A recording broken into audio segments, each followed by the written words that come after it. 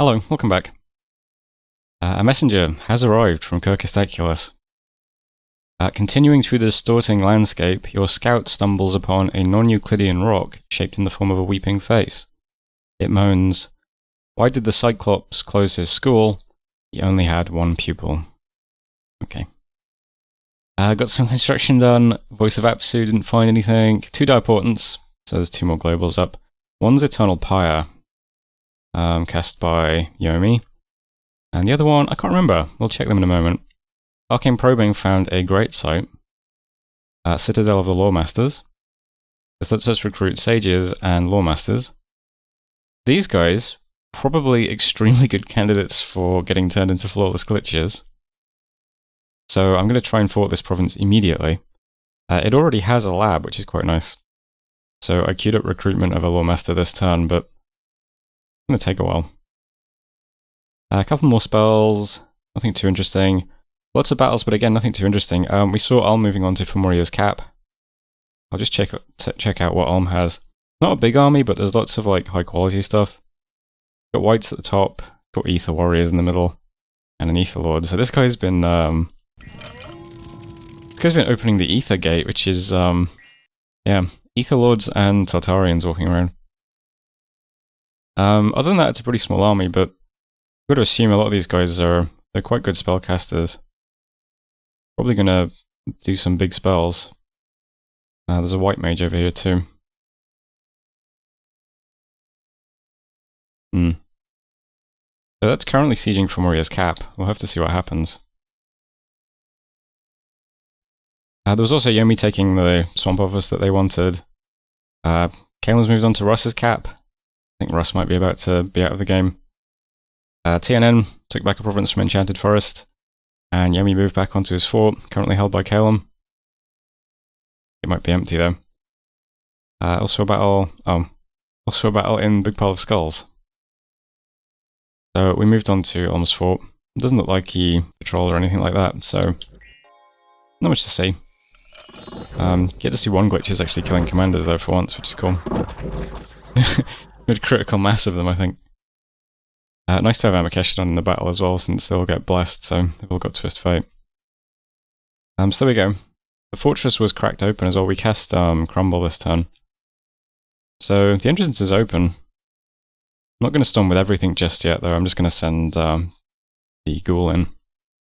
The events then transformed a Stackbreaker, 6 nature gems in Forest of Pine, some unrest in Forest of Strange Noises.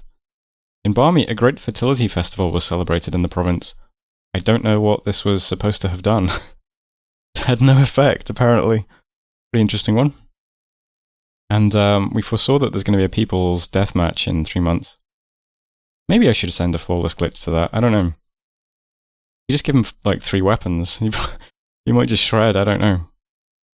We'll see. We'll hit construction 6 soon, so maybe I can forge him some items and then send him. I don't usually send stuff to arenas, but yeah, maybe. That's it for messages though. So not much change yet. I'm going to prioritize moving stuff to defend this throne because Ulm does have this stack here now, sieging Fomoria's cap. So if he wraps up Fomoria, he could attack me from this side. I want to make sure we can keep the throne safe. So a lot of the units that I've been recruiting in Sweetwater are just heading towards the throne now. So a few archers and skeletons. We're also recruiting some melee troops here. I started recruiting some advanced hackers in some of my forts because these guys have a battle axe and a throwing axe, and I thought the battle axe hits really hard. Maybe that's more useful if we're against smaller numbers of higher quality troops, especially if there's like super combatants walking around. I don't know, I just thought it might be okay. I mean, the Stellar do also hit pretty hard as well. But we can't get quite as many of those as we can get advanced hackers. So I'm just going to bulk up defense on this throne. I'll start bulking up defense on this throne as well, but I don't think it's as pressing. By the way, TNN's cap is right here. I didn't realize how close we are to that. Pretty funny because I think TNN's doing very well. They must be very big, but just not on this part of their territory. Yeah, but we're moving stuff down to this throne. This is the province with the Lawmasters. So I'm moving a scout and a priest there this turn to put up infrastructure. Start recruiting those whenever we can. The rest of this stuff is just moving towards... I'm going to go through Burr Mountain and then into Newland. My goal is to take this quickly and then just sit in it, and I just want to defend like this little region of the world. And while I'm doing that, this stuff will attack this throne. That's all I'm really planning on doing at the moment. So these red arrows are just... it's still just moving stuff that's like moving around. Got some infantry here, some mages and a couple of archers here. They're just moving as fast as they can, sort of towards Wretched Throne. We don't have enough stuff to move out just yet. It's only 43 things in the garrison. And some mercenaries. But we've got some more stuff coming. Plenty of mages here. Yeah, we'll roll out through Burr Mountains next turn, I think. And then up to Newland. And we'll see how that goes. Over here, we're on the fortress. I've taken all of James's items off him, except the robe, because no one can carry that. But his other items, his crown and his sword, have been taken off him, so that he can storm the castle. And if he dies, well, at least he won't lose a bunch of items. He's just set to retreat. So we'll see what's inside the fort, and while we're doing that, we're maintaining the siege with these guys. And all of this stuff is moving over as well.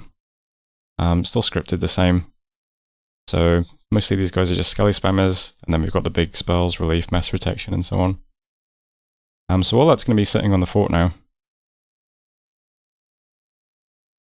I expect there'll be some sort of defense very quickly. My big worry is a bunch of like powerful stuff drops onto us in the ritual phase and just kills some of this stuff. But this is so big, it might be a bit threatening to do that, I don't know. I am a bit worried as well about things moving straight to this province in one turn from these two forts. Because this is a mountain, but I think a lot of stuff has mountain movement, so maybe it wouldn't matter. So I'm doing two things. I'm attacking this province with Arouse Hunger, so a bunch of ghouls. And then I'm also teleporting Than. Who needs a name? But I gave Than a Weightless Kite Shield and the main ghost. That's from the big glitch that was over here. In addition to... he's got two penetration items. The Fool's Luck from the spell focus is always a bit worrying to me, because I'm relying on this guy having returning to be safe. And Fool's Luck means... he gets luck for the first hit, but then the second hit is twice as hard, which might just insta-give him, I don't know. But it's nice to have the penetration. I really don't know. Maybe it's a mistake to bring this. Maybe this is fine. Get rid of the Fool's Luck. Probably safer. Probably safer. Maybe we'll just go like this. So we're going to teleport onto this province along with the ghouls. Just scripted to do Soul Vortex, Invuln, Horde of Skeletons, and then some Enslaved Minds. My goal is just to take this during the ritual phase, so that if stuff is trying to move straight here in one turn, it can't. That's all this is really about. So we'll drop some stuff there. If it goes wrong, Than does currently have returning on him, so you just get hit and come home. But hopefully we just need to hold this through the ritual phase, just to prevent any kind of reinforcement. That'll be okay. I'm also hitting, I think, artificial trees with Call of the Wilds as well. Why not? Just take some stuff while we're here. That's the only big thing that's happening, though. Globals, I said I'd look at... oh yeah, Dark Skies. So TNN got Dark Skies, unfortunately. So it might be a bit harder to cast that for us now, but... I don't know, we could try it with an Overcast. We make 16 gems per turn. It's pretty good. I mean, we could give it a shot if we're freed up and we have a bunch of gems. I mean, why not? Worst case scenario, we just lose a bunch of gems, but we're making a lot of them and we don't really spend a lot of them, so might be okay. First things first, though, let's concentrate on trying to take this throne. Notably, Wrath of God is down, which is really nice. So a lot of my kind of weak stuff that was going to be sitting here in Ulm's Dominion won't be getting lightning bolted, at least. Nothing much else happening. I am forging a few extra items to replace the stuff that got moved around, so another main ghost and a vine shield to replace the shield. I think that's everything, though. I'm doing some augury. My god's doing some no more, too. But yeah, we'll just see what's inside this throne next turn. And hopefully we take this province. But that is it for 59. So thanks for watching, and I'll see you next time. Hello, welcome back. A messenger has arrived from Kirkostaculis. Feeling fetid breath upon her nape, your scout whirls in shock. Inches from her back stands an old man, rheumy eyes with teeth like shattered boulders. Swaying in the non-existent breeze, he wheezes before collapsing to the ground. What do hillbillies drink from? Hiccups. Okay. We did some spells. We did not find any sites this turn.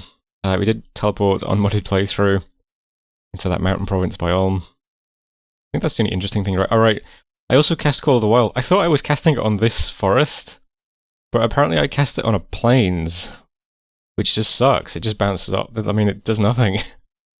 I don't know how I managed to miss-target the forest, but, well, that's the result. We also teleported into Behemoth's Rest, though, along with some ghouls. So the plan here was just to take this province so that it couldn't be moved through,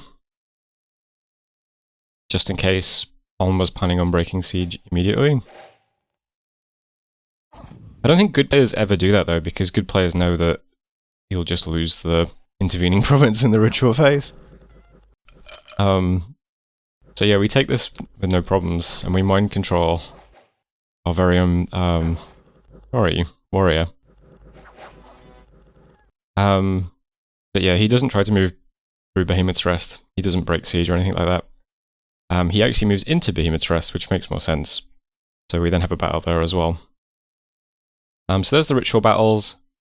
There was also a battle in the worst province in the game, throwing my mercenaries over. Lots of cavemen. Never seen this many cavemen above ground before. Actually, I think there's quite a few provinces in this game with like lots of cavemen. It's kind of weird. Ghouls take care of them, no problems though. That's fine. We saw lots of big battles as well this turn. Slight spoiler, this is a very bad turn for Calum.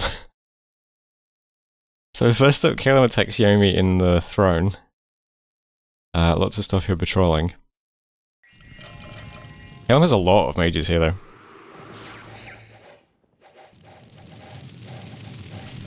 Lots of Will-o'-the-Wisp being cast. Lots of Thunder Strikes. Frost Bolts. That's a lot of Thunder Strikes. Some Airlies in there too.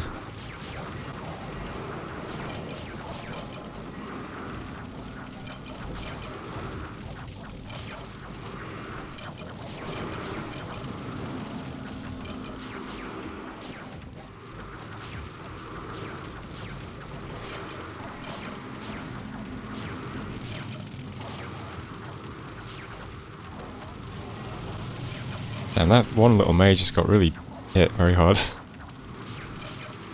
Yeah, Yomi has lots of these guys just spamming skeletons though. This is a huge wall of soulless.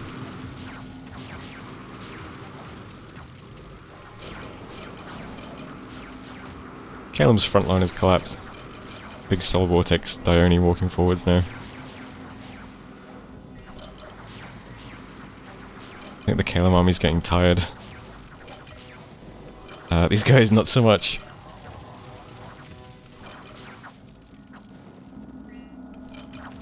Interesting how badly this guy gets stuck behind Phantasmal Wolves, though.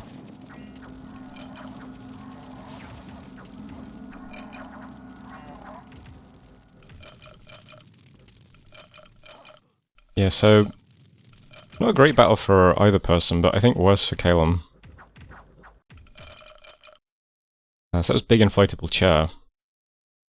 Yeah, lost a few mages. Didn't have much in the way of units here though, I guess. Just lost some mages. But damn, they got a lot of kills. Killed 253 things. Killed 2 mages. I don't know, it's hard to... I don't really have a good sense of how difficult it is for Yomi to replace stuff like this. It feels like killing lots of Yomi units doesn't really do anything. So... my interpretation of this is that it's much worse for Calum, but I don't know. Calum then also tried to take Russ's capital province. Russ here with his god, Baleful Soup, and a pretty impressive line of Chud's skin shifters into big Calum army.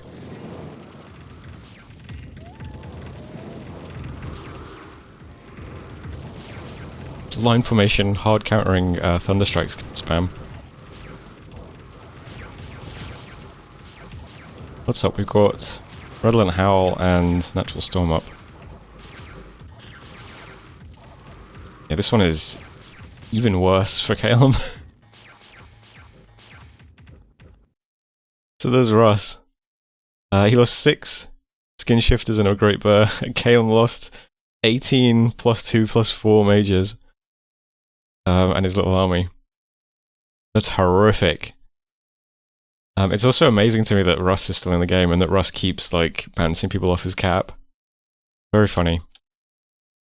So there's Calum's 2 battles this turn. Next, a Almish army moved into this mountain. So he wasn't trying to get through it, he just moved into it. So this is adjacent to the throne now.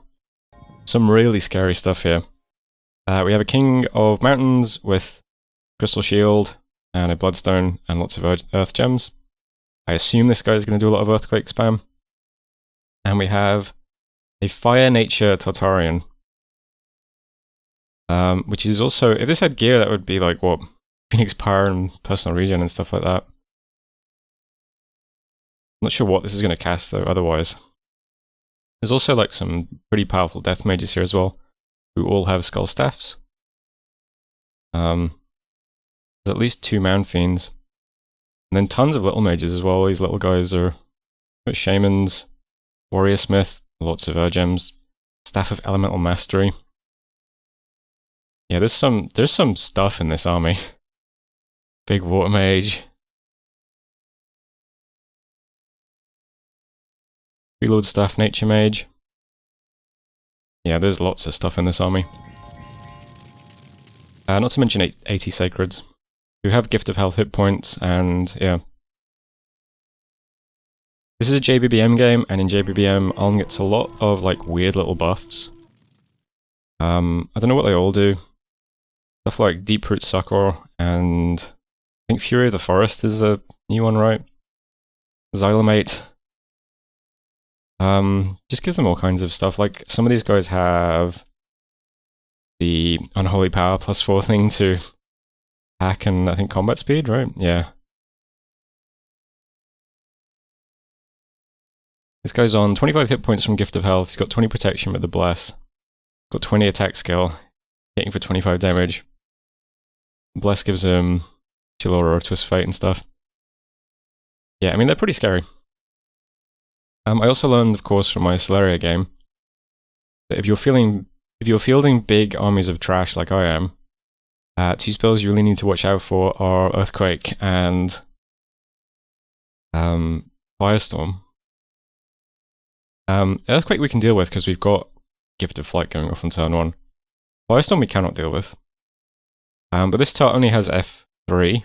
This is with Phoenix Power. So she can't cast it even with a gem. Unless, and this would be like an ultra high IQ diversion type thing. If he actually gives this shield to the Tartarian, then it could cast Firestorm, and that would screw me. But let's hope he doesn't do that. So another thing that's pretty nice about this is we get to see how easily these guys can stay in combat. Because I was expecting this guy to get sent back if something like this happened, but I mean, he just doesn't even get hit. I mean, it's pretty cool. There's Behemoth's Rest. This is a really scary army. 190 units. We got Mound Fiends, King of Mountains, Tartarians. Yeah, lots and lots of items on the Shamans. We also pinged the inside of the fort as well. So it would be that plus this stuff as well. Less impressive, but there are, again, a huge number of mages and stuff in here.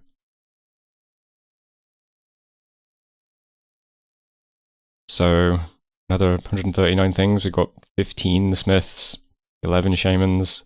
Got a Maker of Heroes guy. This guy has a bunch of items as well. Antlered Shamans. So, pretty scary between those two provinces. Battling for Moria we saw, which was his god coming back and bouncing off the army that's set there. And Big Inflatable Show was Yomi getting his fort back after winning. And then we've got events. People disappearing in Wailing Woods, lost some income. 400 gold in Sweetwater, that's quite nice. We got I think it's a Sky Split Oak in Proud Nobleton, another air gem. A couple of gems in Spooky Mistcloak Mountains. Death gems in Mastodon Pinnacle. Worldwide event, Mabakiel, the bringer of misery, has been summoned. You don't mind disease too much though. Saw some phantasms attack TNN. Big Pile Skulls are still open. And yeah, that's everything, I think. Oh, there's also Forest of Pine, right? Yeah, this one. So, I mean, Enchanted Forest, that's a big attack. So we lost this province again. Surprised we can't keep Dominion here. We have 1, 2, 3, 4, 5, 6, 7 temples just in this screen. And there's someone preaching here, someone preaching here, someone preaching here as well, I think, yeah. That's kind of shocking, but okay. Anyway, that's it for messages. Okay. This is kind of scary. Because there's a lot of really powerful stuff in both of these provinces. We're probably going to have a break siege fight next turn with all of this stuff. Unmodded playthrough that teleported here retreated to this province, which is quite nice. So he's just sat here. Doing fine. The question is he going to move that Crystal Shield to that tart to cast Firestorm? Because Firestorm just ruins this army, I think. And I don't really have any good way of dealing with that. So I was thinking, I could teleport my god onto this stack and just try to get it to blow all its gems. Does that sound like a good idea? I don't know. That seemed possible. Another thing I could do is just run away. And just accept I can't fight into Firestorm yet. So we run away. And then I was thinking I could leave Vinzel behind. He's D6. I could give him some gems and leave him behind to cast Bone Grinding every turn. So, where is that spell? This would give all of Ulm's units limps and cripples, which is seems like it would be pretty good, right? One thing that's pretty shocking about Ulm's troops is they have 8 magic resistance. These things would get like just ruined by like every MO negate spell in the game. Somehow I don't really have any good MO negate spells, but I guess there's some I could use. So I could also try doing something with that as well. I'm also a bit worried that we don't have enough mage power over here generally, because he has... I mean, he has like... This is a lot of big mages and some little mages. And this is a lot of little mages and some big mages. We have about an equivalent number of big mages, like if we compare like his Tart and his heroes, his big shamans, his king, all that stuff. If we compare that to our like big glitches and stuff, we have about 13 good mages and he has about 11. But then, in terms of little mages, we have about like half the number that he does. And his kind of like counter ours, because our little mages are spamming skeletons, and his little mages are all priests, which... yeah, it seems like just they cancel each other out. So I feel like in total we have like half the mage power that he does over here, which also doesn't seem good. So lots of things to take into consideration. Lots of ways I could approach this. There's probably some other stuff I was thinking of as well that I've forgotten, but let's just get to what I'm actually doing. What I'm doing is nothing. I'm going to sit here and I'm going to siege. But I'm going to move everything else that I can over there because I feel like we don't have enough mages. So I'm bringing all the like little mages that I can from this province and from this province as well. So these guys are going to do some more spells. I've scripted a lot of like MO negate spells. So nature mages are doing a lot of sleep. Astral mages are doing soul slays. Fire mage here doing bonds of fire, why not? He's also doing flaming arrows, I'm going to put that up. It would suck if this guy dies because he's my only fire mage, but we might start getting lore masters with fire at some point, so... yeah. So nature guy's doing curse and sleep. Got a lot of holy mages as well doing holy word. That'll work on the sacreds, which is also MO negates, I mean why not? Steel breath spam. Tried this in my Fuchsia game, does not seem to be a very good spell, but why not? MO negates. So lots more stuff coming over. Are you doing anything special? Oh, Curse the Desert as well. Another good one. M negates AoE 5 fatigue.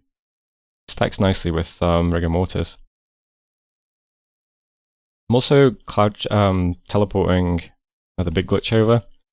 So, taking credit for an abandoned mod, I give him a ton of items. He's going to put up Anti-Magic and Light of Northern Star so that my S2 mages can cast Soul Slay. And then spam Syllable of Sleep. AoE 25, M negates, another good one.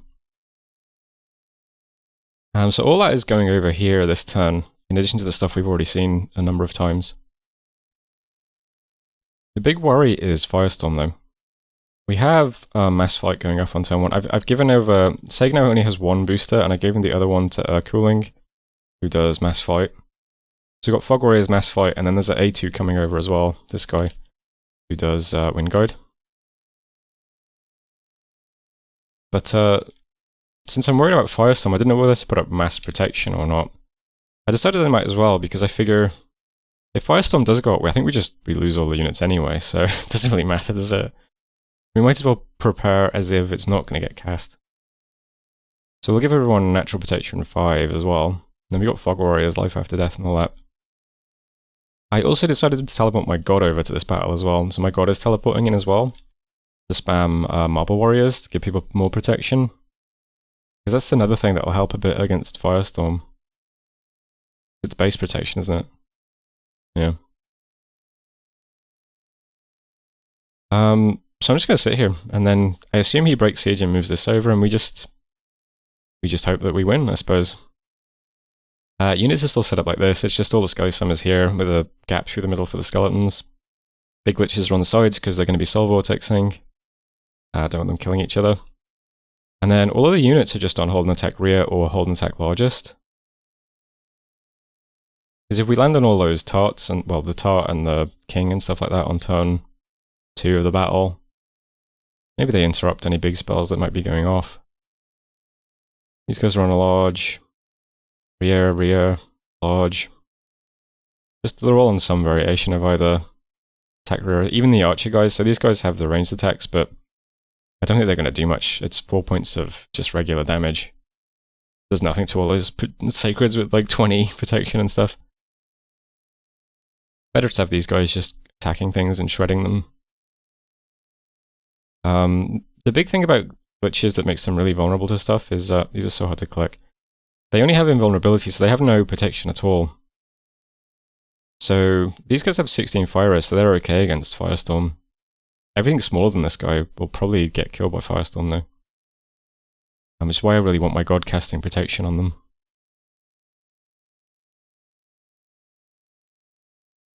Yeah, so we're going to have all our units flying. That doesn't mean our mages are a bit vulnerable, but we're kind of relying on skeletons anyway to protect them.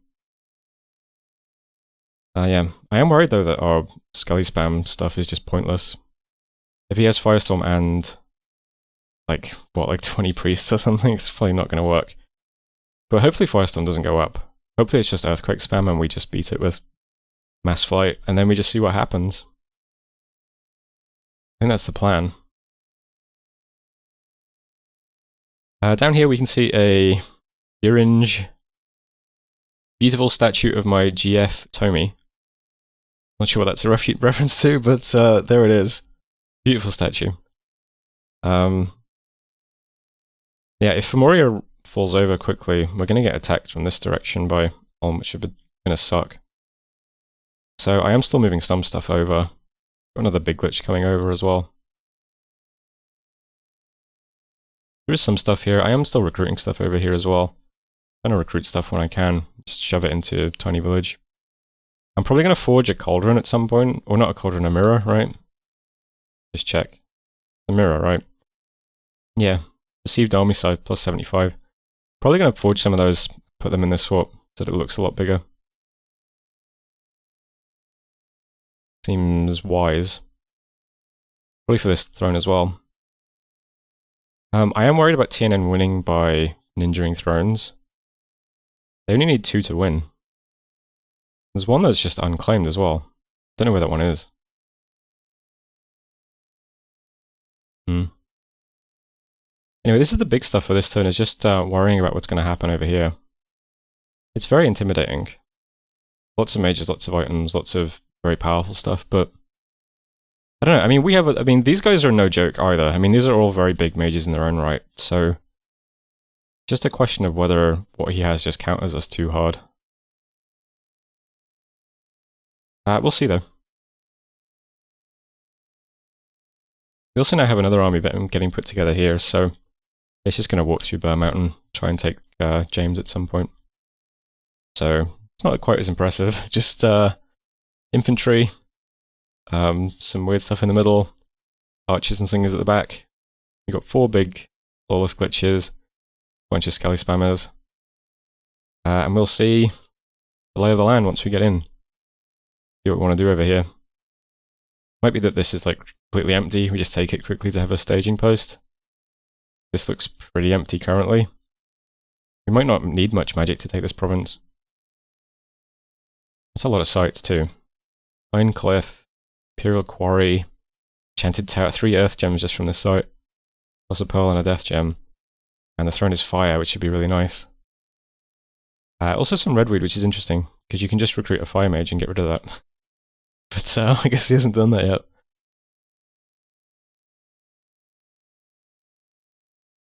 Anyway, I think that's everything for this turn. Usual forging, usual site searching, some teleporting. Yeah. So that was a lot of talking about, not much in particular. Just gonna have a fight here and see what happens. I feel like it's better to just try and win the fight, right? Because Ulm is so powerful. If I just let him continue having space, probably just as bad as losing a fight, right? Anyway, that was turn 60. So thanks for watching. See you next time.